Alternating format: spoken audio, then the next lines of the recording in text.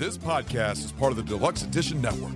To find other great shows on the network, head over to deluxeeditionnetwork.com. That's deluxeeditionnetwork.com. Hey everybody, this is Chase from Barrel Age Flicks. Go ahead and check out our Patreon for raw, uncut footage and early access to all of our episodes. The link is in the description, and it's only $5 a month. Thanks for listening.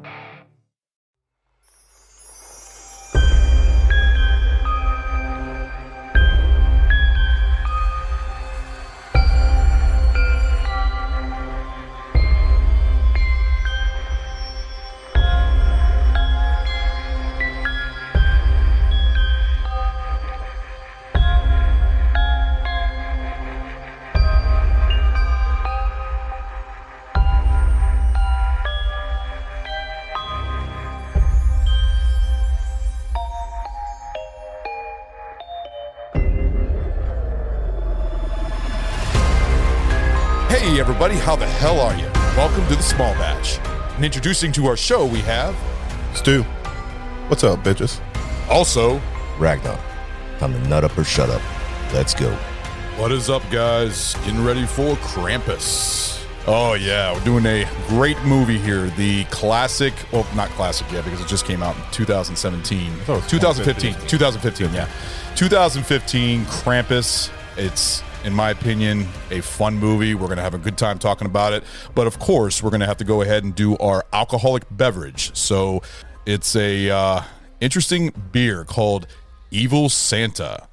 With hearty additions of flaked oats, lactose, and dashes of cinnamon, nutmeg, and allspice, this warming stout is smooth with a hint of spice. Everything nice. It is a 7.0 ABV spiced milk stout.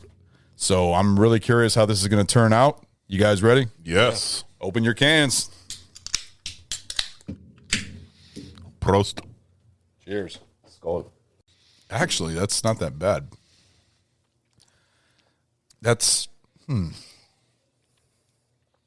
actually smoother than I thought it would be. it is, and I do taste a little bit of the nutmeg in there. Yeah. A little bit of the allspice. And I've had a milk stout before, and I think it was like it was some like Game of Thrones one or something like that. I tried out. I think we've done stouts on the program before, too. Yeah, this one's not bad.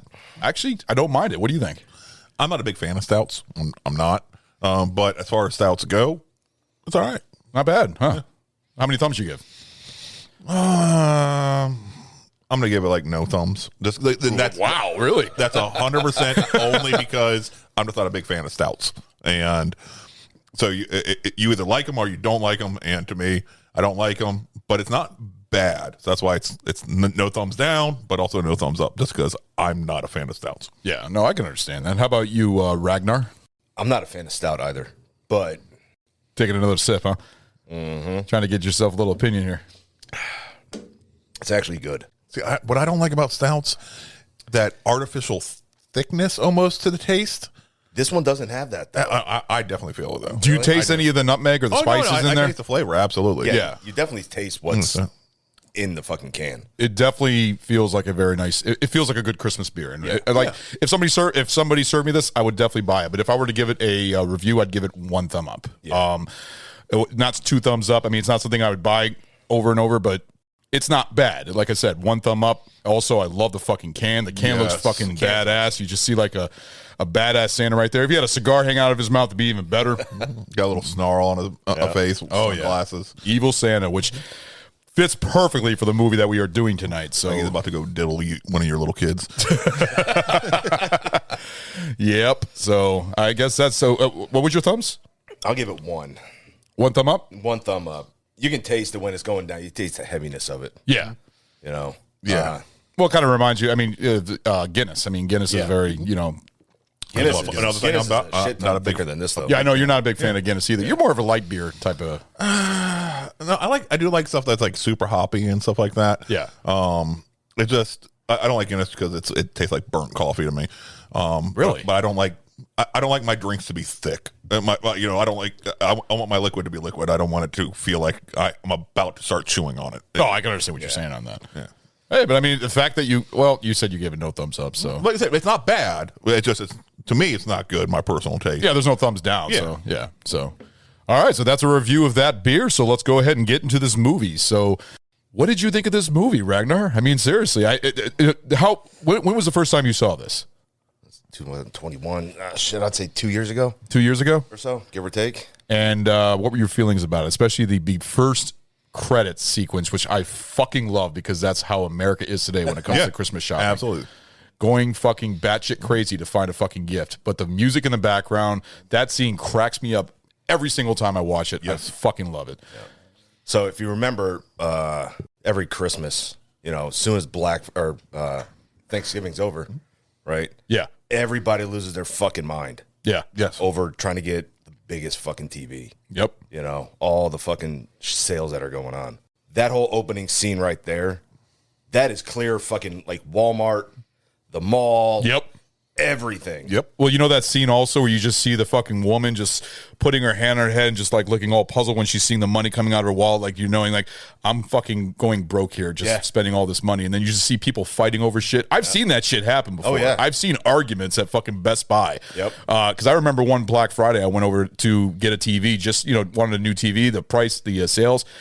It was fucking batshit crazy in there. I mean, just people were just like all over the place, arguing, people yelling at each other. It was unbelievable. So seeing that was realistic as fuck. Yeah. I mean, I guess it can be a little bit over dramatized the way it was, but it was still, it was entertaining. But not out of the realm of possibility. Yeah. That's why I made it work. Yeah. It definitely shows the mentality of society as a whole, becoming much more capitalistic and about possessions, right? Rather than what Christmas is supposed to be about, which fit really fucking well with the story. Yes, their version of Krampus, and what he comes around. Why don't you go ahead and give the synopsis of the film? Okay, so you have a little boy named Max, I believe. You can tell he's the last one in his family and extended family that really still has the true spirit of Christmas. Yeah. In him. They show him getting into a fight with some kid in the beginning of the film. Was it like a manger scene that they were doing? Yeah. That was their Christmas Carol. Yeah. Yeah. And they you find out that he got in the fight with a guy because the other kid that he was fighting was basically being a fucking douche and telling the little kids there's no Santa and shit like that. So he actually physically started fighting this kid because how important the Christmas spirit is. He knows Santa may not exist. Yeah. I don't know if he actually knows that Santa doesn't exist. It's at that weird age where you're like, maybe he knows, maybe he doesn't. From the looks of it, he pretty much, he also doing the whole letter and everything. Yeah, that's what I'm saying. Part of it makes me think that he knows he doesn't exist, but he wants Santa to still exist. He ends up, because of everything that's going on and his extended family showing up and being fucking assholes, he ends up just getting mad and losing the spirit of Christmas and basically wanting bad things to happen, and by doing that you find out that's basically triggered the dinner bell for Krampus to show up. Once Krampus shows up, the entire neighborhood gets blocked in with a blizzard for days on end. Remember those snowmen? Yeah. Did that remind you of something? Do you remember Calvin and Hobbes? Yeah. Attack of the Deranged Mutant Snowmen? Yeah, I can see that. But I did like about the snowman. I did like that every time Krampus took one, a representation of that person gets made into a snowman. Man. I fucking loved it. No, the visuals in this movie were amazing, by the way. I liked everything, except for I was not a fan of the actual Krampus. Yeah. If you look at any sort of like depiction of Krampus, in any sort of history. Looks more like a demon, actually. Yeah. But he's huge, he's menacing, and that was like the best part of him. The shitty part about him was his face. Didn't move. See, what No, it didn't move. It's his jaw. Yeah. But what he seemed like they were going for in this depiction of Krampus was a deranged Santa Claus, actually. Yeah, to use the grandmother's words, the Santa's shadow. So, which I understood what they were going for. I wish they had stuck with a more traditional, envisionment of Santa, or I'm sorry, of Krampus. Especially because everything else looked really fucking cool. The toys, everything like that, the gingerbread, even the puffiness of the gingerbread, which is what gingerbread is actually supposed to be, not those, hard, crispy cookies. Yes. And shit like that. But everything else did really fucking good. And then you get this weird fucking homeless looking plastic surgery Santa Claus. All right, but there's one thing you gotta love about it though is the shadow of him, just the side view of him, especially when you see him just like running across the rooftops. Yeah, no, that worked really fucking well. And also the Until sounds. you actually fucking look at him, and then you're like, ugh. And the sound effects, sound effects, just like whenever he moved his hands, you could just hear in like the crinkle of the bone, the crackling of the bones and stuff like that. The fucking chains and everything. The sound design in this movie was great. They did a great job with that, and also the howling. The howling I loved. The howling of Krampus. But I will agree with you on the face, because to me it just looked like a plastic face. It didn't move. It didn't do anything, but it was cool looking. I just wish there was a little bit more movement. That's all. I just wasn't a big fan of the overall design once you actually get to look at him, not just the face but the entire envisionment of even his body and stuff like that. I'm just like, you didn't like the way especially the hooves and everything. When any one piece at a time seemed good, but when they somehow merged them together, it did not fucking work. No, I hear like I love the horns. The horns are fucking awesome. Yeah, but then once you see them on the fucking body, you're like, okay. Okay. So Krampus comes and starts decimating the neighborhood. Just taking people out of the houses. It's gotten, I think, minus 20 degrees outside. Snow just piling up. It's like a ghost tower. Max's sister goes to visit her boyfriend. She gets taken. Yep. Then that triggers the father and the uncle to go out and look for her, and then that's when they run into Krampus and everything like that, and shit gets fucking real, and they realize some bad shit's going on, so they decide they're gonna hole up and try to outlast the storm and then go get help. The storm doesn't end, and Krampus and his little buddies needs to take take everybody out of the house and take their souls and take them down to hell, basically. And slowly starts picking off people one by one by one, and gets into the house, and actually the toys get in the house, and he doesn't get in the house till the end. But people start getting taken and lost. Different stuff happens, and until it's just Max. Just Max, and he's begging to take it back and undo his wish and everything like that. And then a really interesting ending happens, and I actually kind of enjoyed the ending, and I was wondering what your guys' thought process on that. We're just going to go ahead and jump into it. Looks like Krampus's workshop, when they basically put the whole family like stuck in a Christmas inside of a snow globe or something like that, which is Max's version of the idyllic Christmas. But it seems like they're trapped in that house. Yeah. But what I loved about that scene at the end, I know we're going all the way to the end right now, but right when they're enjoying their Christmas morning and stuff like that, and then Max opens the little gift and sees the little bell that says Krampus on it, and then everybody just starts getting all these memories of what just happened the night, happened and everything else, and then you just see the window just creep out. That was a very cool scene. Also, just seeing the snow globe being put on the shelf, and then you seeing all those other snow globes there. That actually, to me, that was a good ending. I thought it was a fitting ending for the movie. It didn't give you that that cookie cutter, happy ending and shit like that. Like, nope, shit's fucked up. What do you think, Ragnarok? Ragnarok. I just call you Ragnarok. So that. Oh, come on. That's a name misspeak. That's a name misspeak, and you've had name misspeaks like so many fucking times. Yeah, but we come to the thing, if it's another recognizable name, you've gotten me on punishment shots on another recognizable name, and Ragnar and Ragnarok are two different things. I can't believe I said Ragnarok. So I think I have to call for the vote. I'm voting for a punishment shot. Yay. Of course you're going to do that. You've been waiting for this, haven't you? Holy fucking shit. Seriously. All right. Get back to what you're talking about. I go get my fucking shot. Damn it. Pay attention. So I did enjoy the fact that it wasn't that cookie cutter ending. It was, showing, nope, shit's fucked up. Yep. And it's going to continue to be fucked up.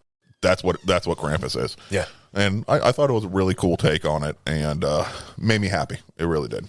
Yeah, I think the ending on that one there was very fitting for him. Yeah. Just for the simple fact that when everyone's gone, he's the last one there. He finds where Krampus is and his minions. Yeah. Hold on. Yeah, here's my fucking punishment shot. Tequila. It's even better in person. This bottle's gonna be gone soon, like fast, because of your fucking ass. Ragnar. All right, get back to the movie. One thing I have to point out. Did you like David Kushner in this movie? Yes. As the uncle. Yes. Is it great? He always played loved you remember, you've seen Anchorman, yep. and Oh, yeah. what else? Shit, what other movies has he been in? He's been in so many A movies. boatload of things. He's a great character actor, a nice little side supporting actor, and That tequila. just works so well. That's right. Put milk stout on top of the tequila. I'm sure that's gonna be good. Actually, it helps. No, I'm sure it's gonna be good for your stomach. Dude, don't fuck up my night, man. He's holding his guts now. I'm just telling you, you got lactose mixing with tequila. Yeah.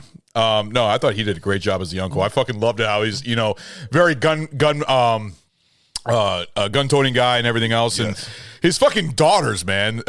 Especially when you see fucking Max on the list wishing that his daughters were he said that his daughters were more like boys or something like that. I thought that was kind of hilarious. He doesn't wish we were boys. I fucking love He that. surely does. Bet he fucking does. But when you first watched the movie, when you saw them come in, did you see them? Did you think they were girls or boys? Not Jordan, but Stevie? Stevie, I could immediately The more see. chubbier one? No. Stevie was the one with the glasses. Oh. That one I could immediately tell was a girl. Yeah. No, that's what I meant. The other Jordan, I couldn't really tell until they. I thought it was a boy. Yeah, I was like, Yeah. okay, sisters. Actually reminded me of one of the kids in the movie Heavyweights, also in the Mighty Ducks. You know what I'm talking about? I know exactly what you're talking about. The lead in Heavyweights. Yeah. You remember that movie Heavyweights? Yeah, that's what I thought. I was a boy, and then I found out it was a girl. I was a little shocked by that. But I really did like a lot of the casting. I liked Allison Tolman as Linda. I really did. I always like seeing her. She's a fun actress. But I really like seeing Coach. I'm going to Conchata Farrell. Yes. Ami? Yes. No. That wasn't Ami. That was the aunt, the redheaded aunt. The one that was drinking the Yeah. fucking eggnog. I love her. I fucking love her. No, I mean, some other movies that she's been in, actually. She's been in a lot of movies that I've actually seen. I know she's in 2.5 Men. That's right. She Yeah, played she was the maid. Yes. Yeah, and she was also in, what was that? She was in Friends. But there was some movies I remember her seeing in. I'm just trying to remember what she was in. She's always just a hard-nosed bitch. Yeah. And it's just fun. Yeah. Yes, but She fit the aunt role Exactly. very well. and the fact that she just wanted to get, as soon as she walked in there, says, "Where's the fucking eggnog?" Yep. I mean, she just wanted that eggnog. Then teaching the kids about making fucking peppermint schnapps. Yeah. I fucking love it. of sugar, a little bit of spice makes everything nice. Yeah, I actually love the whole family all together, and the other, the actor, the father who's Adam played. Scott. Yeah, Yes. you've seen him in a lot of movies. Yes. Step Brothers. He's also been in a lot of dramas. I mean, he's in a lot. He was of also in Parks and Rec as a main character. Yeah, he was. for a Yeah, while. yeah. He's been in a lot of things, but altogether it was a great casting. I thought, and the thing is, when I first saw this movie, I wasn't expecting a comedy. I was expecting more of a horror. After seeing the first sequence, I was like, oh man, this must be a comedy or something like that.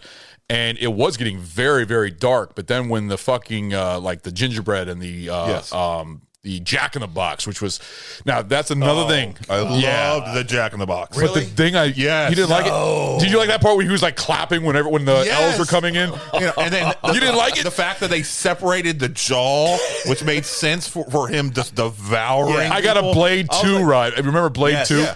The vampires? That's what it reminded But me of. I thought it worked so fucking well for what it's supposed to be. I was like, this is fucking genius. I thought everything else was good.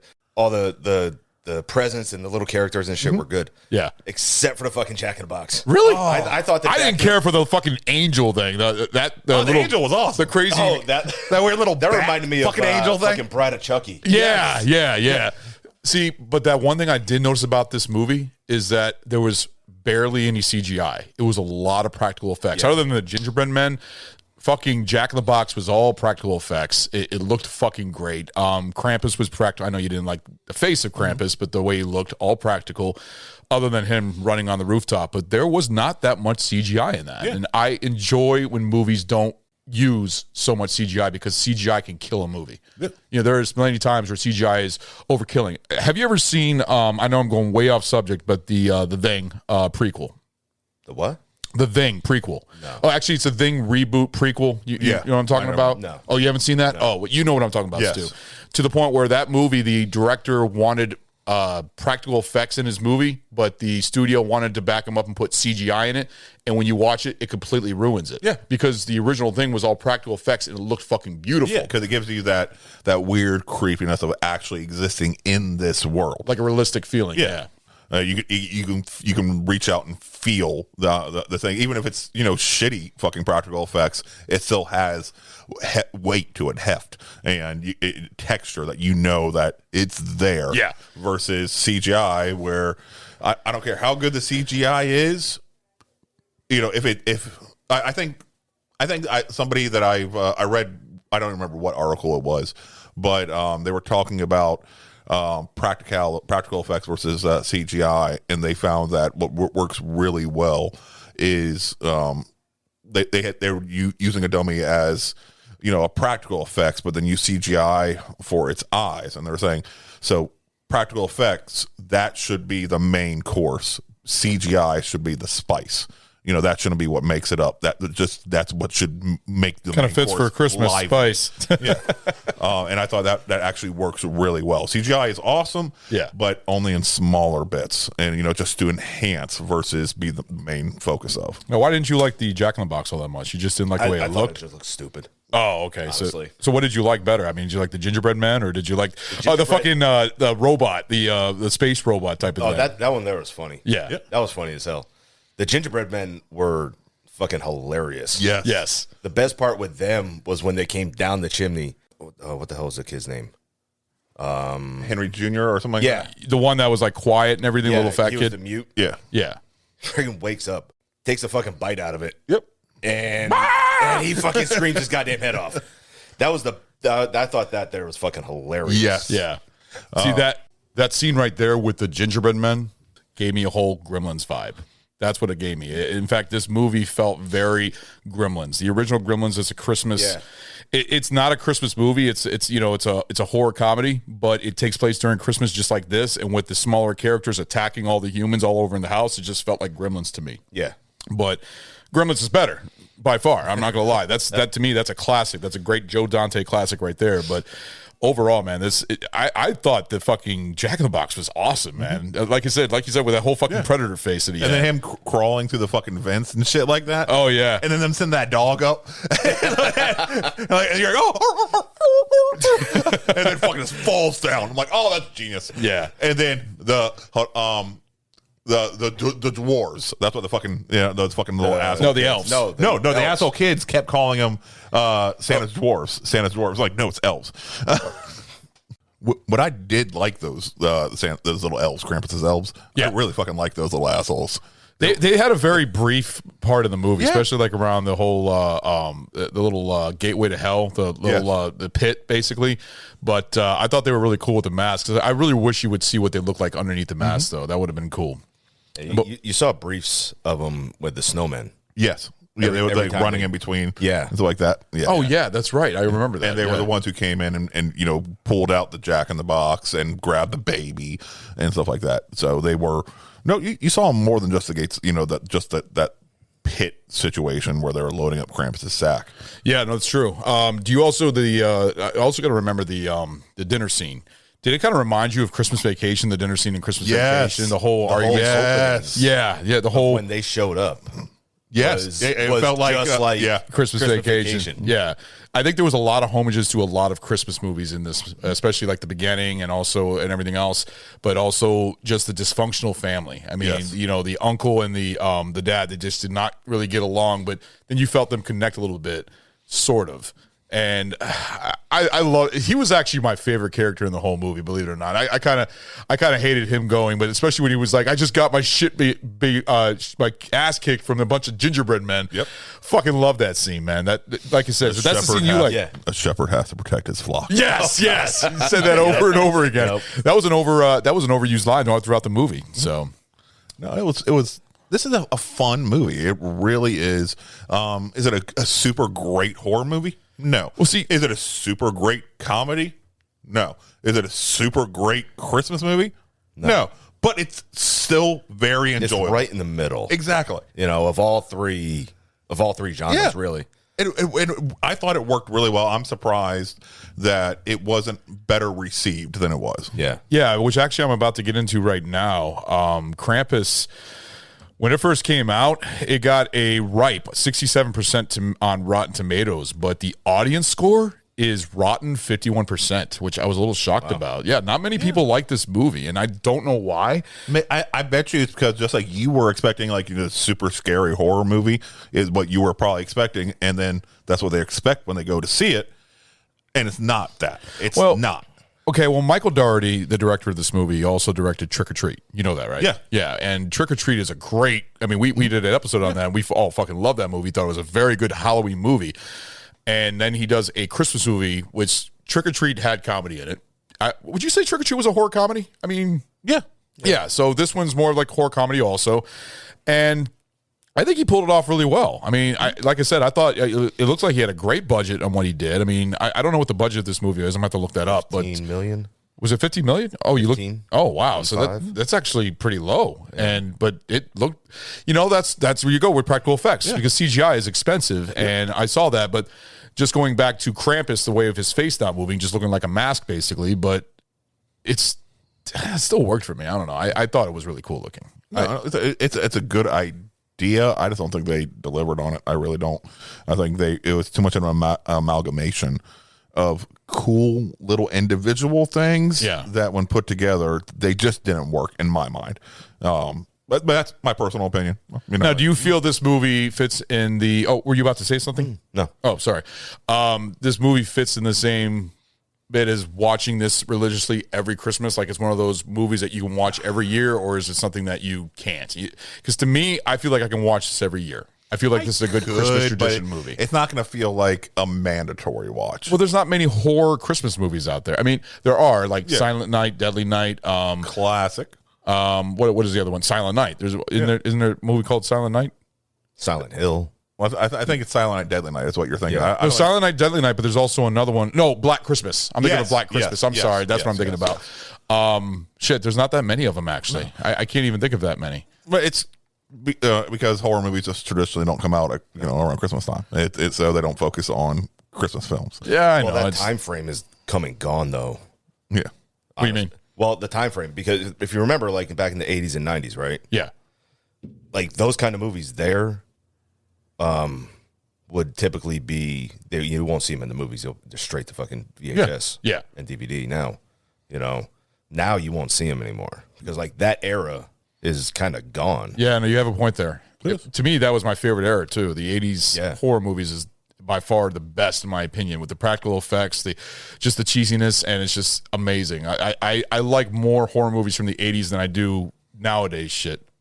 Yeah, so 80s movies to me are by far my favorite. I just love it, and I love the practical effects that they always do. So that's why this movie kind of holds a heart. It really is a favorite of mine because of how they did with the practical effects. Saying that was $15 million budget, I can totally understand now. So it worked out. So and they made like 61 million off of it. Oh wow! So you did your research, didn't you?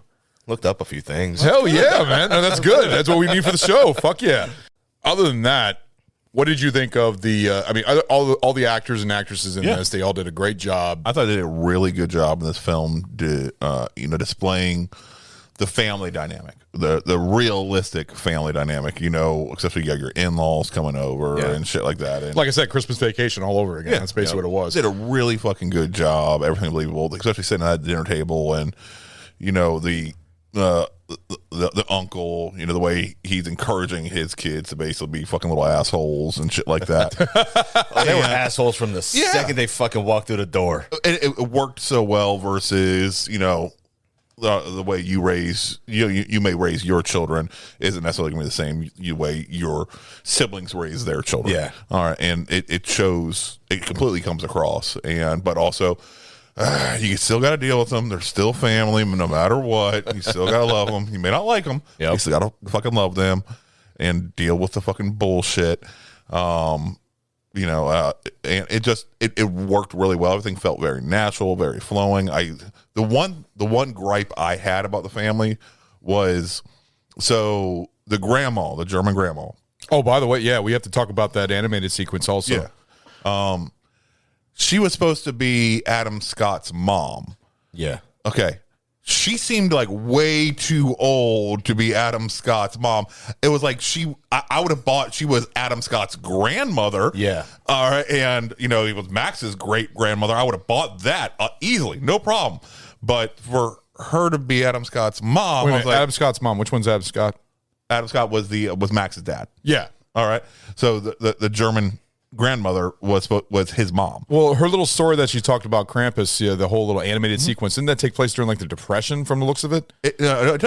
I was thinking it was taking place probably around World War II era, with everything being tight and stuff like that. It seemed like it was almost in between both. Yeah, that's why I said I would have bought her as a great grandmother, and it still would have worked completely fine, and the story would have fit 100%, no fucking problem.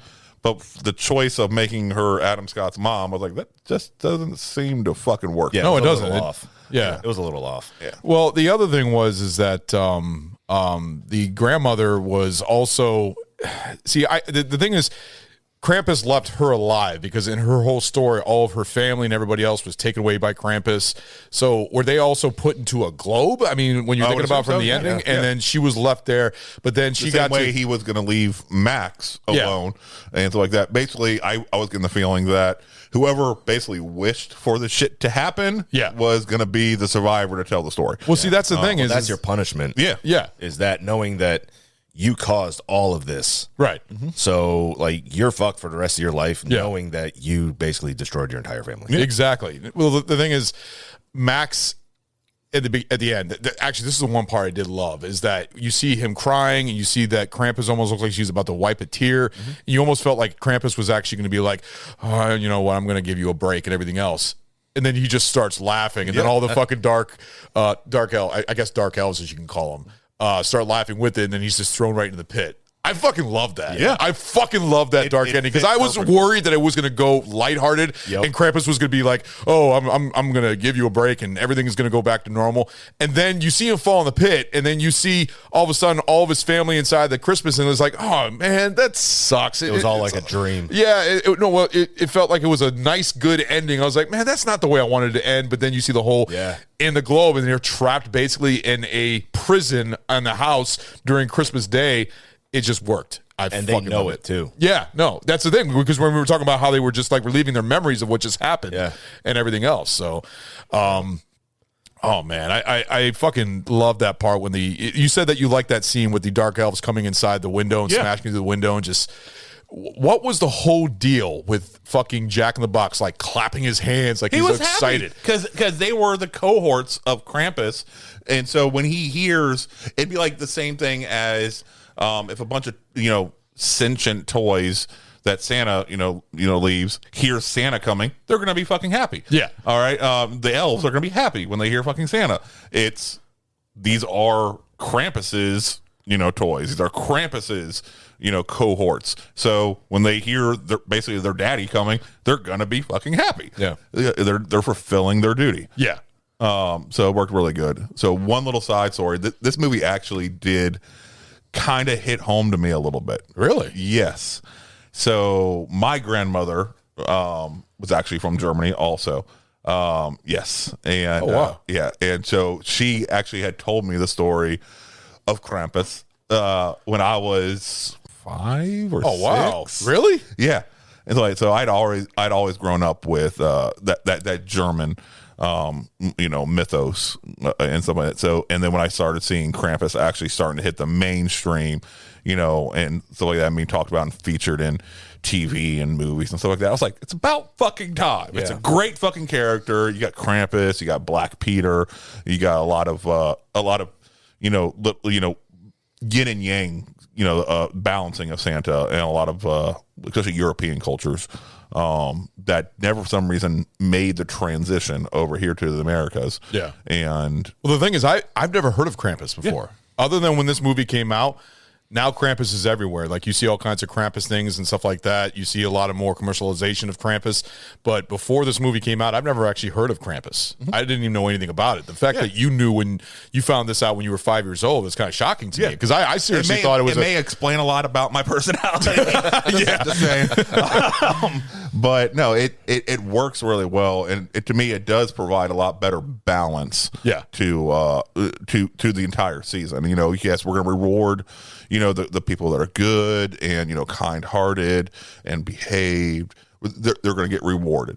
And if you're a fucking asshole, guess what? You're going to get fucking punished. Yeah. All right. And the little lump of coal is not the fucking punishment. It's fucking getting shoved into a fucking bag by Krampus, or getting beaten by a fucking stick by Black Peter. You're going to get fucking punished. All right. You're going to get punished. And that's what it is. And so like that. And I also grew up with from her, the idea of leaving shoes outside the door on Christmas Day, and shit like that, or on Christmas night and stuff like that. It's just weird little stuff that came from the Western European mentality. So you think their interpretation of Krampus was actually really good, other than the way that he looked? The idea of it, really good. But the fact is, Krampus normally traveled with Santa. Yeah. They'd go to the house, and Santa. There was plenty of times where Santa would leave presents and gifts and sweets for the well-behaved children. And if you weren't a well-behaved child in that household, you're getting fucking taken and shoved into a fucking sack and kidnapped away.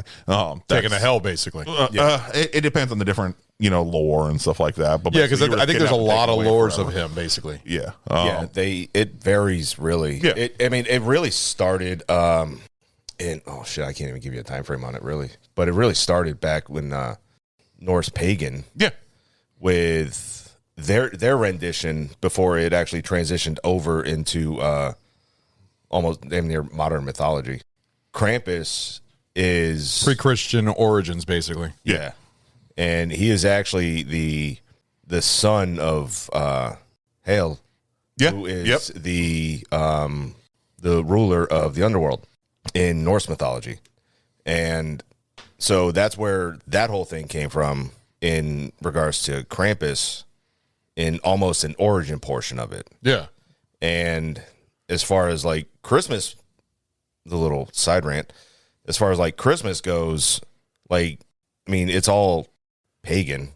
Yes. So Krampus didn't have anything to do with Christmas before. It's the same way that a lot of stuff got fed to the non-believers, the pagans, the multi-god worshipers. So when Christianity was coming over, they coincided a lot of their beliefs to kind of merge with the ideas that the pagans held. Like a lot of professors and stuff like that, they theorized that Christ actually wasn't born in December. It was probably closer to April, May time frame. Yeah, I've read about that. But they moved it to December to match up more with the winter solstice, which was a major holiday for the pagans. And to make it easier for them to switch their celebrations. They're used to celebrating that time of year. So let's go ahead and give them a different reason to celebrate. They can still celebrate, but let's give them a Christian reason to celebrate. Make it, an easier pill to swallow for them. And they did that a lot, on a lot of different stuff. Halloween, with Soren, or Samhain. Sorry, I don't know why I said Soren. but they would do that pretty regular. Easter, the resurrection was actually, the celebration of, the harvest, or, getting the new life and stuff like that being done, which they celebrated already. So they took the ideas and the major, stuff to celebrate in the name of Christ and just kind of move the time frame to the same time frame they were already doing. So you see a lot of stuff like Krampus get kind of adopted into the stuff because it existed before. So let's give another way that he can exist, even though it's not necessarily in Christendom, but in the same holiday. Yeah, which ended up being Christmas. Exactly. Yeah. Well, I think it works out. I mean, it actually, you guys both taught me something that I didn't even know. I had no idea. So that Norse, the history right there, Norse. Yeah. That I had no idea. So that's cool that you brought that in there. So overall, guys, you want to go ahead and give your pint reviews for this movie for Krampus? Yeah, I'm ready. All right. How about you? How about our guest go first? Ragnar. I'm sorry. I got to get used to saying that because I almost said fucking Ragnarok. I can't believe I fucking said that. I can. Fuck you. Yeah. You can play the tape. I'll give it 3. Hey. I'll give it 3 because it's not, I wasn't expecting it's that. It's not an awesome movie. Yeah. It's not a shit movie like Split Second. See, you brought a Split Second. Fuck you, Lenny. It's a good mashup, really, between like Christmas Vacation and just trying to like tell the story of Krampus. Yeah. So it's not a fucking horror movie. It really is just a fucking comedy. Yeah. I would call it like a horror comedy. comedy, I guess. Yeah. You would say. And it's a good popcorn movie to sit down and fucking watch. Could you watch it every Christmas? I could. All right. Yeah. How about you, Stu? I'm 100% in alignment with Ragnar. 100% 3. For the exact same fucking reasons. It's enjoyable. It's not groundbreaking. It's nothing, it's not amazing writing or amazing fucking acting. It's just something to sit around, enjoy, have a fun time with, and then move on. Really. See, this is what I'm going to say. 3 all the way. This was that was my pint review. I give this movie 3 pints altogether. Like I said, I'm in agreement with both of you. It's not a good movie. I mean, not the best movie, but it's not a bad movie. It's right in the middle. It's entertaining. It's a popcorn flick.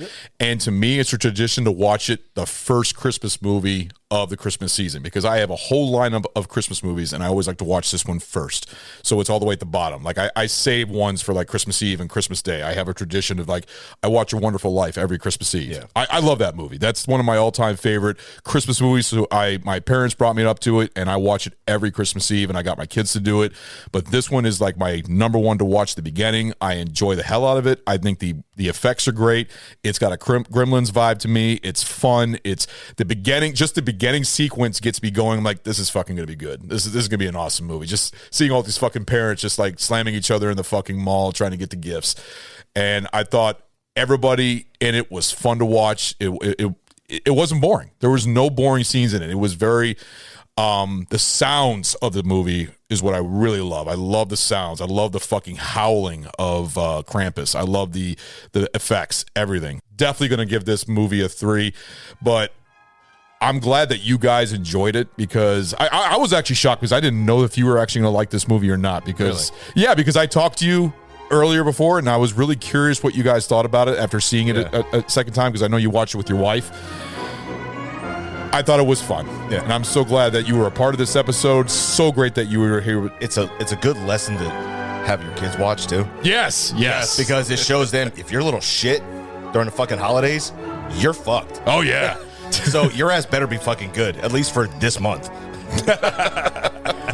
All right, guys. Well, that is our small batch. So thank you for joining us for our Krampus episode. So happy holidays, everybody, and see you all later. See you. Bye.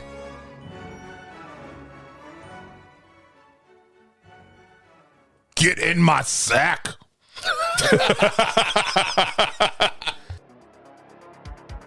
Hey guys, thanks for listening to our podcast, Barrel Age Flicks.